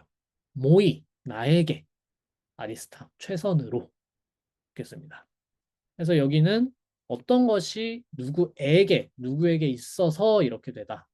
행위의 간접적인 대상이기 때문에 누구누구의 관점을 나타낼 때 이런 역격을 많이 씁니다. 또는 역격은 행위의 수단, 도구, 원인을 나타내기도 해요. with, 뭐뭐로서라는 한국어 조사에 가장 가깝게 상당합니다. 자, 예를 들면은 또테멘또 예고 로고 알레고 아우 엑스 에네 데 익사멘이라고 하면은 플라톤의 소크라테스 변명인데요. 그러나 그때 나는 말이 아니라 우로고 이 우가 아니다예요. 저희 부정어 배웠죠. 말이 아니라 알레고 원래는 알라인데 알라에고 하면 모음 충돌되니까 알레고로 이제 생략된 겁니다. 이제 우알라 하면은 나데이 바삐예요. A가 아니라 B로. 그래서 말이 아니라 행동으로서 말로서가 아니라 행동으로서 이 로고, 에르고 둘 다 역격입니다. 이런 행위의 도구, 수단을 뜻할 때 역격을 많이 씁니다. 자, 그 다음에 대격. 대격은 뭐 어렵지 않아요. 직접 목적어입니다. 호이 노모이 투스 안트로푸스 바이데우신. 법률들은 사람들을 교육한다. 투스 안트로푸스가 이제 직접 목적어입니다. 혹격. 혹격은 당연히 부를 때 사용하겠죠. 그래서 그리고 앞에 감탄사 오를 붙이는 경우가 많아요. 뭐 시에서는 안 붙일 때도 많습니다. 예를 들면은 가장 유명한 문장 중 하나인 맨이나 에이 대테 아 여기에서 테아는 합격이에요. 분노를 노래하소서 여신이시여. 그러면서 뒤에 쭉 긴 문장이 옵니다. 아킬레우스의 그 펠레이 누구의 아들의 누구 어쩌고 저쩌고 저쩌고 저쩌고 하면 긴 문장이 오는데 처음에 이 맨이나 에이 대테 아 이거는 굉장히 유명한 문장이죠. 근데 이제 오를 붙이는 경우도 있어요. 이렇게 오 세우 때까이 게까이 볼리스 코이테 오이 그러면은 오 제우스여 대지의 여신이여 이 게가 사실은 가이아예요. 가이아의 이 아티카식 표기가 게입니다. 그리고 성시에 사시는 신들이시여 도시에 사시는 신들이시여 아이스킬로스의 비극. 자 그래서 제가 다시 한번 강조하지만 격의 용법과 한국어의 조사 사용이 절대로 언제나 일치하지 않기 때문에 고대 그리스의 고유의 어법을 숙지하실 필요가 있습니다. 물론 언어라는 것이 결국에는 인간이 사용하는 이상 완전히 다른 건 없어요. 모든 언어에서 대부분이 완전히 다른 기반에 있는 언어는 사실상 이해할 수도 없고 배울 수도 없겠죠. 그렇기 때문에 공통 기반이 있으니까 이해할 수 있지만 그 공통 기반 위에 있는 어떤 디테일한 부분들은 그 언어 고유의 어떤 어법이나 아니면 그 문화의 고유한 맥락을 반영하기 때문에 사실 그걸 이해하는 게 언어를 잘하는 거죠. 공통 기반만 이해하고 있으면은 사실은 안 되는 거고 결국에는 그거는 한국어만 하는 거랑 똑같고 외국어를 이해한다는 거는 그 사람들이 어떻게 말하는지 그 사람들이 자기 문화 속에서 어떤 식으로 말을 하고 왜 그렇게 말을 하는지를 바깥에서도 볼 수 있어야 되고 안에서도 내가 쓸 수 있어야 돼. 그거를 이제 다 해야지 언어를 잘할 수 있고 그게 우리가 언어를 배우는 목적이기 때문에 너무 다 한국어로 쉽게 바꾸시지 말고 그리스어에 일단 좀 멈춰두고 얘네가 왜 이렇게 쓰는지를 생각하실 필요가 있습니다. 자, 여기까지 혹시 질문 있으실까요?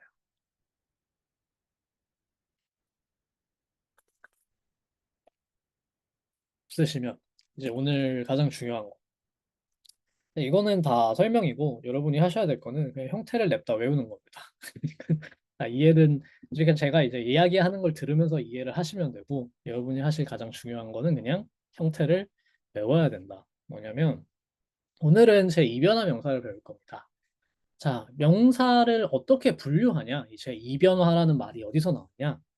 명사는 명사의 어미 및 어형 변화 패턴에 따라서 분류가 됩니다. 이렇게 분류했을 때 세 가지가 나와요. 첫 번째로 에로 끝나거나 사실 아로 끝나도 되는데 에로 끝나거나 아로 끝나면 일변화 명사예요. 오스로 끝나거나 온으로 끝나면 이변화 명사예요.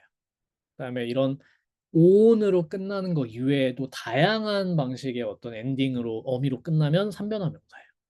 그러니까 사실 이거 아니고 이거 아니면 삼변화 명사다. 이렇게 외우는 게 편합니다. 세 개밖에 없어요. 그리고 이제 일변화 명사의 어형변화 패턴은 다 똑같고요. 이변화 명사도 어형변화 패턴 다 똑같고요. 삼변화 명사도 어형변화 패턴 다 똑같습니다. 그러니까 기본적으로 그리스어 명사는 세 가지밖에 없어요. 종류가.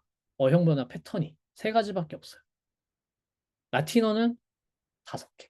오변화 명사까지 있어요. 그래서 그리스어가 더 쉽냐? 아니에요. 그리스어가 사실 이렇게 세 개로 나누고 이 세 개를 가장 디테일한 방식으로 합의 분류를 다 나누면 40개가 나옵니다. 그렇기 때문에 정말 이 40개가 나오는 거를 다 따로따로 당연히 외울 수는 없죠. 삼변화 명사에 거의 안 나오는 것들은 막 단어 그냥 한두 개밖에 없고 그러니까 그건 진짜 이상한 거예요. 그거는 사실은 따로 외워야 될 거는 아니고 그냥 그 단어의 변화 패턴을 알면 되고 그리고 사실 그때도 어형 변화 패턴이 달라지는 게 아니고 그냥 음운 규칙만 적용하면은 어쩔 수 없이 스펠링이 이렇게 된다. 그래서 스펠링 수준에서 그냥 바뀌는 게 많아요. 그래서 사실은 그냥 음성적인 규칙이랑 문법적인 규칙이랑 결합만 하면은 수십 개의 하위 분류는 조금씩 이렇게 줄어가지고 대충 15개에서 20개 정도로 정리가 됩니다. 그래도 많지만 대충 그 정도로 정리된다고 보시면 됩니다. 저도 다 외우고 있지는 않고요. 기본 패턴을 일단 아시는 게 중요해요. 기본 패턴만 알고 계시면은 어느 정도 다 추측이 되고 처음 보는 형태가 나와도 이거 그거 같은데 라고 바로 추측을 할 수 있기 때문에 옛날에는 다 그렇게 했었던 거예요. 처음 보는 단어가 나와요. 그러면 대충 이거 삼변화 명사의 역격 단수인 것 같아요. 그러면은 역격 삼변화 명사의 역격 단수라고 가정하고 그러면은 삼변화 명사의 주격 단수 형태, 기본 형태를 추측하고 그 기본 형태를 사전에서 찾아봐요. 나오면은 운이 좋은 거고 안 나오면 삼변화 명사가 아닌가 본데 아니면은 뭐 이제 다른 뭔가 변화형이 있나 본데 이런 식으로 또 추측을 해야 되는 거. 그런 식으로 했다라는 거. 물론 저는 이제 그런 걸 막 그런 것이 별로 없어지던 시절부터 공부를 했죠. 예전에는 다 그렇게 했다고 들었습니다. 힘들었겠죠. 지금은 찾으면 다 나와서 너무 편해지긴 했는데 어느 정도는 공부할 때는 할 필요가 있긴 해요. 연습상. 한 1, 2년 정도는 그냥 사실 디지털 사전 없이 공부하는 것이 좋고요. 음. 하지만 지금 이제 1, 2년 여러분들한테 1, 2년 동안 디지털 사전 쓰지 말고 공부하세요라고 하는 것은 너무나 무리한 요구로 생각되기 때문에 한 3달 정도? 2달 정도? 정도는 한번 쓰지 말고 공부해 보시죠. 손으로만. 자, 그 다음에 이제 이 어형 변화라는 게 그러면 어떻게 되는 거냐? 사실은 저번에 동사의 어형 변화를 배웠기 때문에 그리 어렵지 않게 이거 똑같이 할 수 있는데요. 동사랑 똑같습니다. 단어라는 거는 언제나 어간 플러스 어미로 이루어집니다. 뭐 굴절어는 다 당연한 거예요. 다 이렇게 변하기 때문에. 자, 그래서 예를 들어 둘로스라는 단어가 있으면 노예라는 뜻인데요. 이 끝에 오스, 얘가 어미예요. 그럼 어간은 어미 앞에 있는 애겠죠. 둘까지가 어간이고 오스가 어미입니다. 그리고 이 어미를 성수격에 따라서 바꿔주면 돼요. 근데 명사는 성은 생각 안 하셔도 됩니다. 왜냐하면 명사의 성은 고정이에요. 고정이고 외워야 돼요. 고정이고 외워야 됩니다. 뭐 물론 좀 자연스럽게 추측이 되는 경우도 있지만 안 그런 경우는 그냥 외워야 됩니다. 예를 들면 어린아이, 중성 이런 것도 뭐 어린아이 중성인 건 좀 추측이 될 수도 있겠네요. 책, 중성. 하지만 나무는 뭘까요? 아마 여성일 거예요. 제가 알기로. 그리스. 네, 여성입니다. 그래서 나무가 왜 여성이지? 그 생각하실 필요가 없다라는 거예요. 그냥 형태상 여성에 속하는 어미를 가지고 있을 뿐입니다. 자, 그래서 명사는 수와 격을 기준으로 어떤 어미들을 취하는지를 보시면 돼요. 자, 그리고 이제 나중에 미리 좀 말씀드리는데 이제 나중에 이제 3변화 명사랑 1변화 명사 몇 개 이제 좀 하위 유형들 외울 때 필요한 정보인데 단어의 어관과 어미는요 주격 단수 형태가 아니라 속격 단수 형태에서 추출합니다.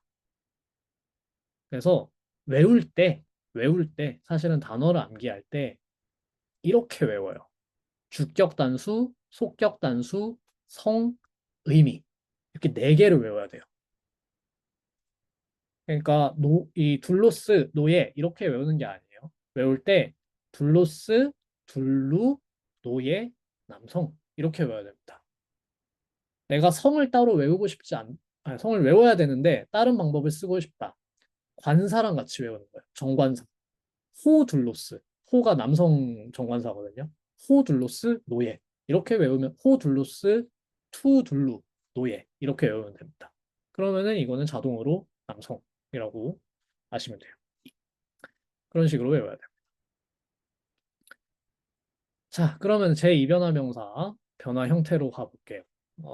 자, 제2변화 명사는 2가지 하위 그룹이 있어요. 벌써 2가지 하위 그룹이 나누는데 그래도 얘네는 뭐 비교적 어렵지 않습니다. 첫 번째 그룹은 주격 단수가 오스로 끝나고 속격 단수가 우로 끝납니다. 그리고 남성 또는 여성이에요.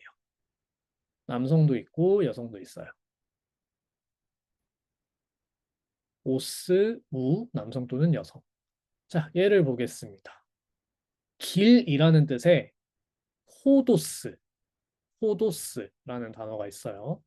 자, 그러면 외우실 때는 호도스, 길, 호도스, 호두, 이게 속격 형태인데요. 호도스, 호두, 길, 여성.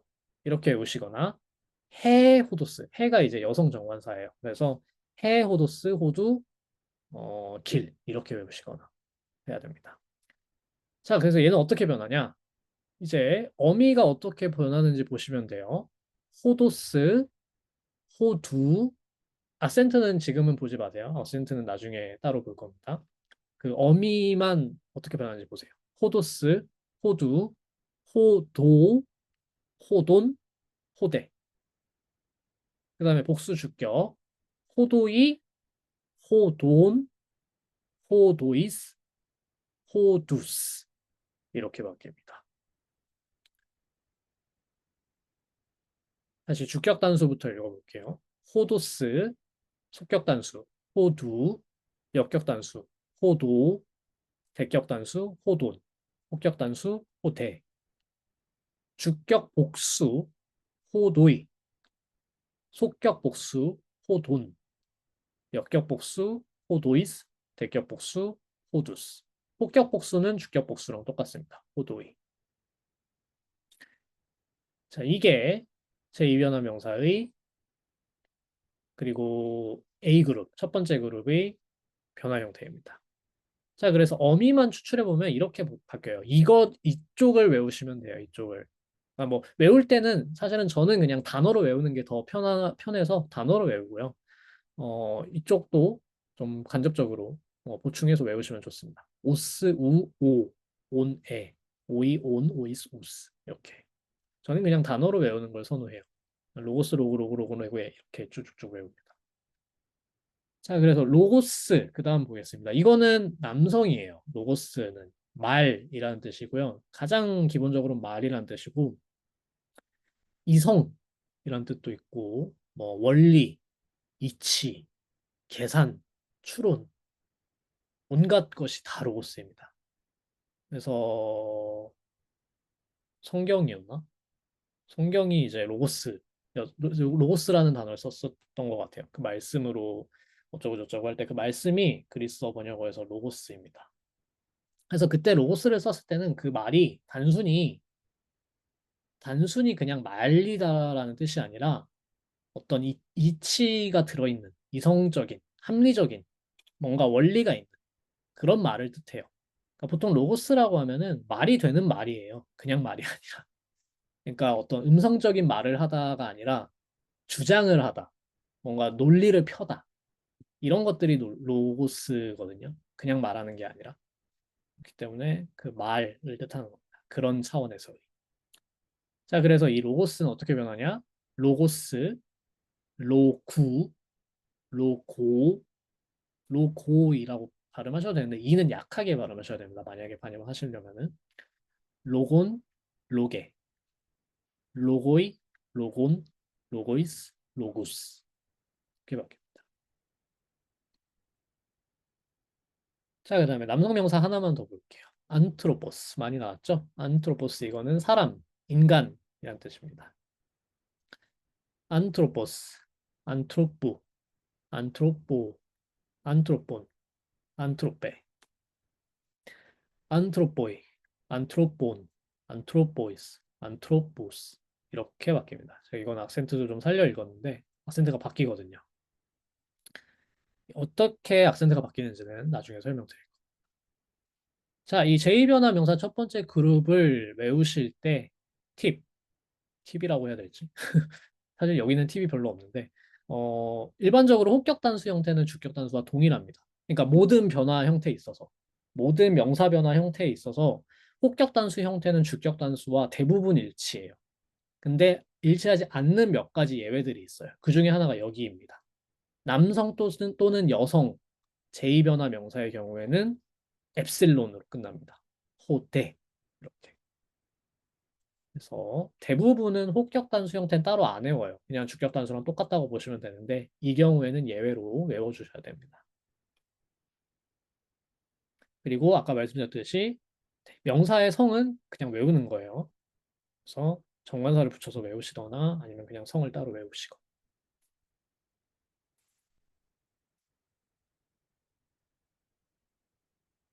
자, 이제 그 다음 두 번째 그룹으로 넘어가겠습니다.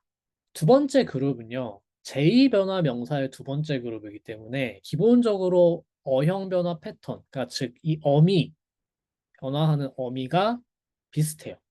비슷한데 조금 다릅니다. 어떻게 다른지 한번 볼게요. 자, 두 번째 그룹에 속하는 제2변화 명사는 주격 단수가 on으로 끝나고 속격 단수는 u로 똑같습니다. 그리고 중성이에요. 이거는 중성만 얘기해요. 그래서 제2변화 명사에 on으로 끝나면 이건 무조건 중성입니다. 제가 확인을 해봐야 되는데 아마도 웬만하면 다 그랬던 것 같은데 on으로 끝나는 명사는 다 중성명사 제2변화 명사일 거예요. 3변화의 경우가 없을 거예요. 이건 제가 이따 한번 확인해 볼게요. 제 기억으로는 그렇습니다. 그러니까 3변화 명사가 되려면 오메가 오온이어야 되고 아마 짧은 온으로 끝나는 거는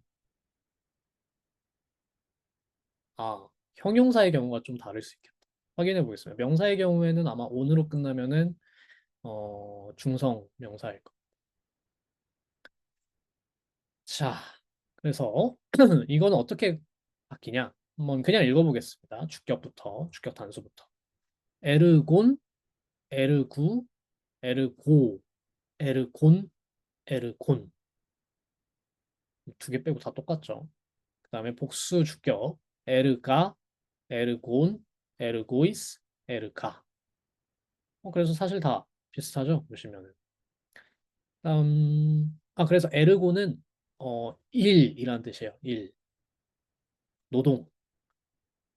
근데 노동 작업이라는 뜻뿐만 아니라 작품, 그 작업을 한 그 작품도 되고 이제 행동이란 뜻도 됩니다. 로고스랑 대비해서 얘기할 때는 실천, 행동 이런 뜻도 가지고 있어요.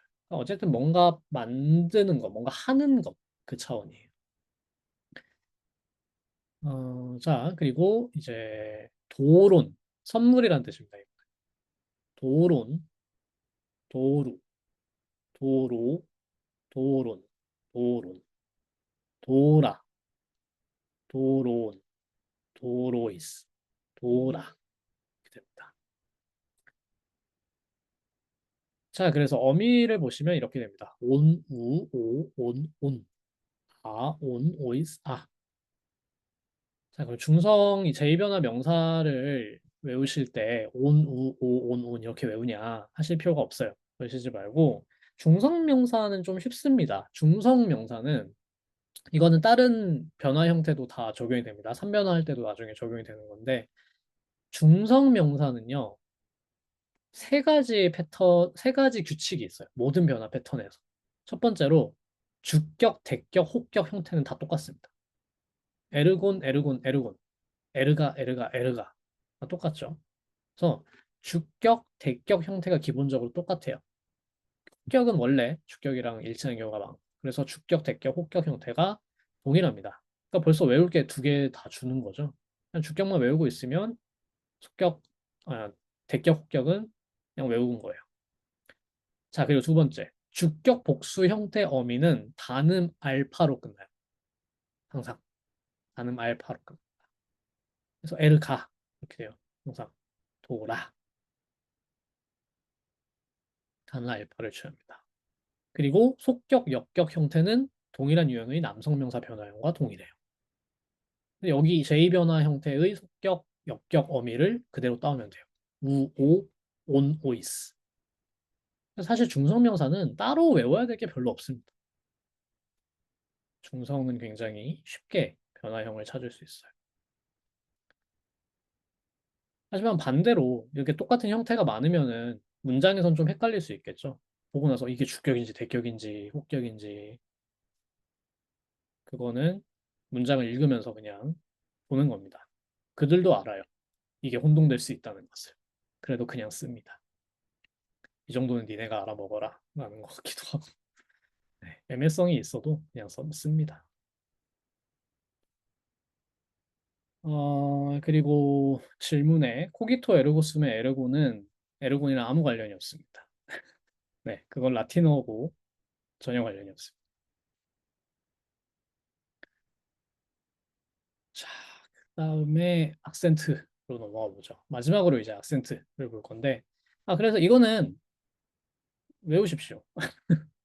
열심히 외우셔야 됩니다. 명사, 이게 가장 명사 변에서 중에서 쉽거든요. 이거에서 삐끗하면은 앞으로가 너무 힘들어져요. 네, 이거는 열심히 외우셔야 돼요.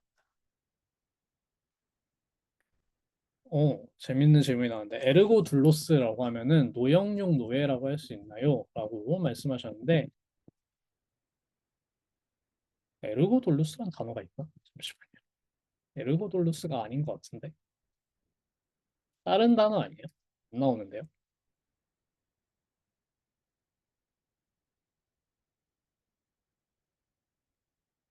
그러니까 지금 그 단어가 있는데 물어보신 거예요? 아니면 만드신 건가요? 아, 없습니다. 그런 단어. 그러니까 아니 뭐 만들려면 만들 수 있지만 없습니다.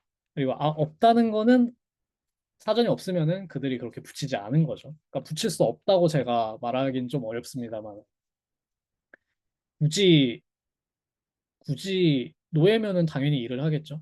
뭐 이렇게 말해도 되나? 노예면 당연히 일을 할 텐데 에르고 둘로스라고 굳이 말할 필요가 없는 거죠. 네, 둘로스는 그냥 에르고는 하는 사람들입니다. 어쩔 수 없지. 네. 사실은 제가 왜 있을 법한 단어라고 생각했냐면 에르곤이 밭이라는 뜻이 있어요. 논밭. 그러니까 고대에는 그냥 일을 하는 곳은 그냥 밭인 거예요. 그래서 사실은 근데 굉장히 옛날 용법이라서 호메로스에서는 에르곤이 꽤 밭이라는 뜻으로 많이 쓰여요. 근데 이제 플라톤 쪽으로 가면 이제 에르곤이 좀 다양한 뜻으로 많이 쓰이고. 자, 그러면은 그 다음에 이제 어, 악센트를 보겠습니다. 악센트를 어떻게 하면 되냐?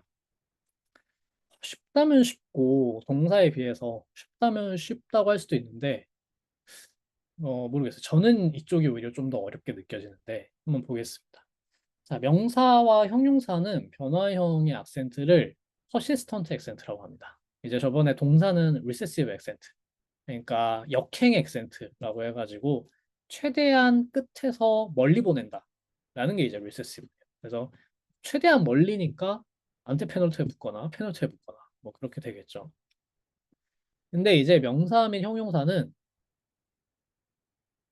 вет만하면 안 움직이려고 해요. 퍼시스턴트란 건 그런 의미입니다. 최대한 유지하려고 해요. 원래의 위치를. 원래 기본형의 주격 단수 형태의 위치를 필요한 경우가 아니면 유지하려고 하는 게 퍼시스턴트 액센트입니다. 자, 그래서 어떤 경우에 악센트가 이동해야 되냐? 마지막 음절의 길이가 변해서 마지막 음절이라는 게 결국엔 어미죠. 저희 보시면은 어미가 이제 변하기 때문에 마지막 음절의 길이가 변해서 악센트가 이동해야 하는 경우가 있으면 이동하고 아니면 동일한 음절을 그냥 읽죠. 그리고 악센트 이동 패턴은 두 가지가 있어요. 첫 번째로 페널트 음절이 서컴플렉스에서 어큐트로 바뀌는 경우. 이건 무슨 경우냐? 페널트가 서컴플렉스라는 건 뭐냐면 페널트가 장음절이고 울티마가 단음절이라는 거예요. 근데 울티마가 장음절로 바뀔 수 있어요. 여기서도 보시면 에르곤, 에르구 온에서 우로 바뀌었으니까 이 우는 장음이죠. 그러니까 단음이 장음으로 바뀌죠. 그러면은 이 장음절에 있는 서컴플렉스를 더 이상 쓸 수가 없죠. 그래서 이게 어큐트로 바뀝니다. 자, 그래서 페널트에 서컴플렉스가 있었어요. 근데 울티마가 단음절이 아니라 장음절이 됐어요. 그러면 페널트가 어큐트로 바뀐다. 이게 첫 번째 패턴이고요. 두 번째로 안테 페널트에 어큐트가 있었어요. 안테 페널트는 무조건 어큐트죠. 근데 끝에가 장음절로 바꿨어요. 끝에가 장음절로 바뀌면은 여기 못 있죠. 그러면은 너무 멀리 있으니까 끝에서 이제 네 번째에 있게 되니까 세 번째가 아니라 그러면은 페널트로 옮겨갑니다. 어큐트가. 그래서 안트로포스였다가 안트로푸 이렇게 된다라는 거예요. 그래서 기본적으로는 다 마지막 음절이 단음절에서 장음절로 바뀌기 때문에 발생을 하고요. 패턴은 두 가지입니다. 페널트가 서컴플렉스에서 아큐트로 바뀐다. 아니면 안티페널트가 어큐트가 페널트로 이동한다. 두 가지. 그래서 뭔가 복잡한 듯 하지만 사실 좀 단순해요. 근데 이제 이 퍼시스턴트 액센트를 조금 어렵게 하는 건 뭐냐? 각 변화형에 따라서 특수 규칙들이 몇 개 붙습니다. 이 제2변화는 그래도 좀 간단한 편인데 뭐냐면 울티마에 어큐트가 있으면 속격 역격 형태에서 서컴플렉스가 됩니다. 이것뿐이에요. 그래서 울티마에 어큐트가 있는 경우 호도스 이렇게 되는 경우 속격 역격 형태에서 서컴플렉스가 됩니다. 호두 이렇게. 그러니까 사실 어떻게 보면은 당연한 거거든요. 왜냐면은 호도스 이렇게 했을 때 어쨌든 끄듬절에 어큐트가 붙는 거고 근데 호두에서 어큐트를 그대로 가져가면은 호두 이렇게 가요. 그래서 오히려 음절 위치가 동일한 게 아니라 바뀌었다는 느낌을 줘요. 그래서 호두 이렇게 해야지 음절 위치가 똑같은 것처럼 아마도 그들에게 느껴졌기 때문에 이런 규칙이 생긴 것 같습니다.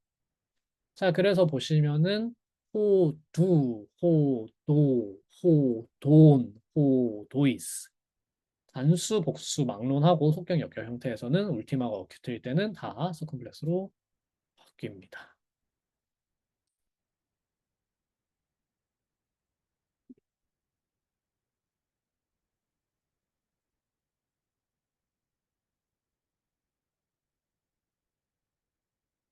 네, 여기까지 혹시 질문 있으실까요? 오늘 수업 내용은 일단 여기까지인데요. 쌤, 질문 하나만 해도 될까요? 네네. 그, 페이지가 페이지 번호를 제가 안 적었어요. 4페이지에 이 단어의 어간과 어미는 속격 단수 형태에서 추출한다 이렇게 얘기했는데 네.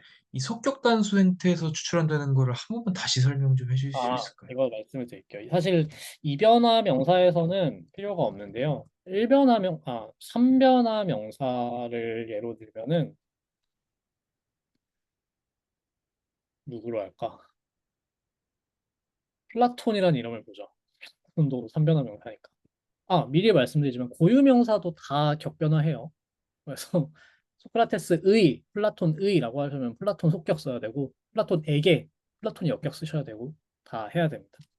자, 플라톤 같은 경우에는 이게 3변화 명사인데 그 다음이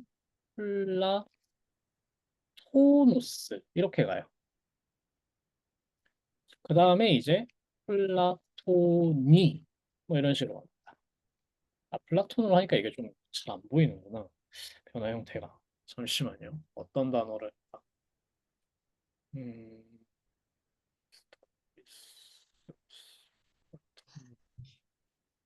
폴리스 딱 떠오르는 단어가 없네. 그리고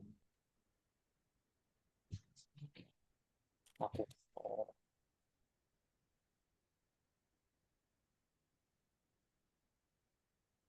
아, 케이르. 오케이. 네, 이 단어로 가죠. 플라톤 말고 케이르라는 단어로 가죠. 케이르, 해 케이르인데요. 이거는 여성이고 손이란 뜻이에요. 손. 자, 그 다음에 이거를 변화시키려고 보는데 케이르 가지고는 아무것도 안 된다는 거예요. 아무것도 안 돼요. 뭘 알고 있어야 되냐? 케이르 다음에 케이 로스라는 걸 알고 있어야 돼요. 케이 로스. 케이 로스까지를 알아야지 이게 이 오스는 3변화 명사의 속격 어미입니다. 그러면은 여기가 어간이 돼요. 케이르가. 그래서 그 다음에 케이리 붙일 수 있고 그 다음에 케이라 이렇게 붙일 수 있고 이렇게 된다라. 이게 어떤 경우에는 이거는 지금 케이르랑 여기 케이르랑 똑같이 생겼지만 어떤 경우에는 굉장히 드라마틱하게 달라지거든요. 이 변화 형태가. 어떤 게 또 있을까? 딱 지금 떠오르는 게 보이는 게 없네요. 잠시만요.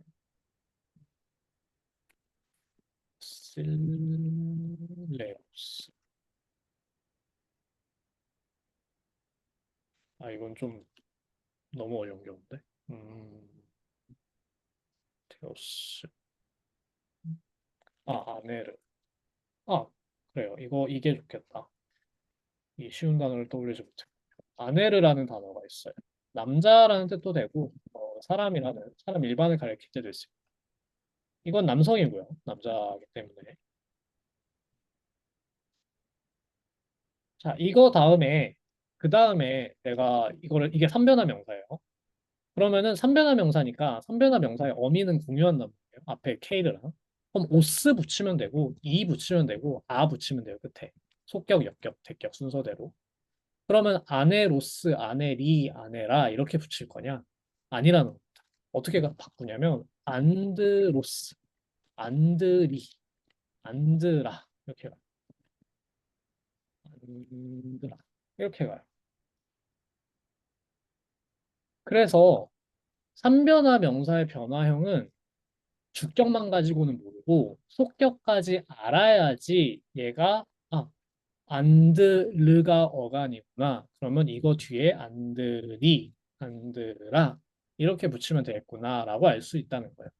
그래서 아네르만 가지고는 저희가 뒤에 어미를 붙여도 소용이 없어요. 그냥 모르는 거고 아네르, 안드로스까지 알아야 안드르의 어미를 붙여야 된다는 것을 알 수 있습니다. 그래서 삼변화 명사의 경우에는 반드시 속격 단수 형태까지 암기를 하고 있어야 돼요. 변이 되셨을까요? 선생님, 하나만 더 여쭤봐도 될까요? 네네. 아, 죄송합니다. 그 두 번째 페이지에 그러면 아까 말씀해 주셨던 삶은 고되다, 아름다운 것들은 고되다 할 때 그 이 고되다가 이 용법이 다르잖아요. 깔레포스고 하나는 깔레따인데 네. 그러면 첫 번째 깔레포스는 단수 주격인 거고 밑에 깔레빠는 복수 주격으로 이해를 하면 될까요? 오, 맞아요. 복수 주격이에요. 근데 중성. 깔레빠는 이건 나중에 배우실 건데요. 형용사기 때문에 꾸며주는 대상에 따라서 성도 바뀌어야 되죠. 여기서는 호비오스를 꾸며주는 거기 때문에 그리고 호비오스가 남성 단수 주격이기 때문에 칼레포스도 남성 단수 주격이에요. 그리고 여기는 칼레파타칼라는 사실 여기 ST가 생략된 겁니다. 생략된 거예요. ST는 안 쓸 때가 너무 많아요. 그냥 대부분 안 씁니다. 써주면은 좋고 안 써줘도 되기 때문에 안 써주는데 그러면은 타칼라 여기가 주어거든요. 그래서 따칼라 아름다운 것들이라는 뜻이에요. 이제 여기가 주어고 근데 이거는 중성 복수 주격이에요. 그래서 그 중성 복수 주격에 맞춰서 깔레파 아로 끝나는 거예요. 네, 그래서 깔레포스 호비오스라고 해도 똑같아요. ST는 안 넣어도 돼요. 똑같이 알아듣습니다. 자, 그리고 정지은님 좋은 질문 주셨습니다. 안트로포이랑 안트로포이스는 왜 악센트가 다를까요? 저번에 악센트 규칙에서 배웠지만 끝에 있는 오이는 단음절로 쳐요. 오이 아이. 그래서 끝에 있는 오이 아이는 단음절로 치기 때문에 여기에서는 이게 장음절이어서 안트로포이스에서 포이스는 장음절이에요. 그래서 페널트에 어큐트가 와야 돼요. 근데 얘는 단음절입니다. 그래서 원래 자리에 있던 단음절이 안 움직여도 돼요. 그냥 안트로포이가 되는 거예요. 네. 그래서 이거는 악센트 규칙에서 오이랑 아이 끝에 있는 오이랑 아이는 그리고 이게 자음이 없어야 돼요. 그냥 오이 아이. 네. 끝에 오이스, 오인 이런 게 붙으면 안 되고 그냥 오이 아이는 단음절로 치기 때문에 안테 페널트에 어큐트가 붙을 수 있어요. 그대로 유지될 수 있습니다. 안 움직여도 된다. 네, 아주 예리한 질문 감사합니다. 우는 장음이죠. 우는 장음입니다. 그래서 움직였죠. 안트로프. 네, 또 질문 주시죠. 그다음에 둘로스가 남성 명사인데요. 고대에 남자 노예만 있었을 것 같지 않아서 여자인 노예도 둘로스라고 불렀을지. 아, 있었는데. 잠시만요. 기억이 안 나네.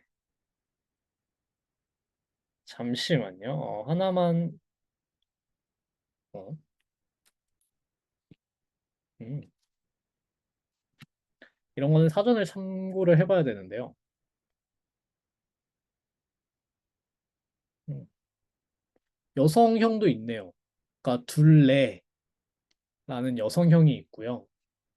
지금 질문을 말씀을 드리면은 이제 둘로스라는 남성 명사, 노예를 가리키는 남성 명사가 있는데 그럼 여자 노예는 뭐라고 했나요? 라는 것이 질문인데요. 사전을 보니까 둘레라는 여성 형태로 쓴 경우가 있다. 2번 호메로스에 있다라고 합니다. 제가 이 구절의 맥락을 모르겠지만 필요했겠죠. 그 여성이라고 해줘야 될 필요가 있었거나 아니면은 뭔가 그게 이 여성 노예라는 게 일반적으로 여성 노예를 둘레라고 불렀거나 뭐 그럴 수 있었을 것 같고요. 음, 그리고 또 다른 건 없네. 그리고 제가 알기로 여자 노예를 부르는 말이 또 있어요. 네, 지금 제가 그 단어를 기억이 안 나는데 그거에 해당하는 단어가 있고요. 그리고 여자 노예라고 할 때 이 여자 노예 하는 일에 따라서도 이름이 조금씩 다르기도 하거든요. 그래서 뭐 시녀라고 하는 말로 보통 번역되는 말이 있는데 그게 지금 그게 단어가 생각이 안 나는데 따로 부르기도 합니다.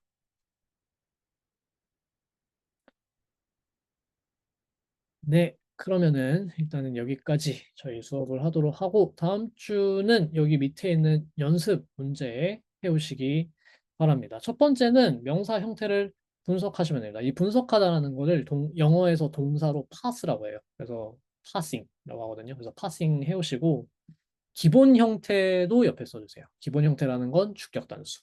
사전에 검색할 때 쓰는 그 형태가 이 형태거든요. 기본 엔트리. 그래서 예를 들면 에르가라는 단어가 있으면 이거는 주격이거나 대격이다. 대격 복수다. 에르곤의 그리고 에르곤 에르구 중성 일 작업 뭐 이런 식으로 써주셔도 되고요. 아니면 그냥 여기까지만 쓰셔도 됩니다. 사실은 네 에르곤이다. 사실 이거 혹격도 될 수 있긴 하죠. 네 그래서 가능한 형태는 다 분석해서 나오는 형태는 다 써보시기 바랍니다. 절대로 믹셔너리를 쓰지 마시고 모르겠다. 봤는데 헬리우 무슨 형태지? 모르겠다. 지금 보고 계신 이 자료를 다시 보시면 돼요. 절대로 인터넷에 검색하지 마세요. 알겠죠? 절대로 인터넷에 검색하지 말고 여러분이 필요한 정보는 모두 이 자료 안에 다 있습니다. 아니면 예전 자료. 그러니까 제가 보내드린 자료만 참고해서 하세요. 네. 거기서 흐트러지기 시작하면 끝이 없습니다. 그러니까 여러분 자신을 다잡으시고 네, 시간을 들여서 해보시기 바랍니다. 두 번째는 주어진 명사의 변화형을 쓰시오라고 되어 있는데 제가 여기 필요한 것은 다 써놨어요. 이 의미에 해당하는 명사는 위에 있으니까 이거를 필요한 형태로 바꾸시기만 하면 됩니다. 여러분이 좀 신경 쓰셔야 될 거는 악센트를 조금 조심하시기 바랍니다. 악센트. 그 다음에 이제 마지막은 어휘 노트 참고해서 주어진 문장을 번역을 해오시면 되겠습니다. 네, 뭐 당연히 어려우실 거고 뭐 당연히 쉽진 않으실 거고 모르더라도 전혀 괜찮으니까 모르는 부분은 건너뛰시고 해볼 수 있는 만큼 해보시고 질문이 생기면 질문을 준비해서 다음 주에 해주시기 바랍니다. 예, 조금 시간이 오버됐네요. 죄송합니다. 그러면 다음 주에 수업 여기서 마치고 다음 주 똑같은 시간에 다음 주 뭐 없죠? 네, 다음 주 똑같은 시간에 뵙도록 하겠습니다. 고생하셨습니다.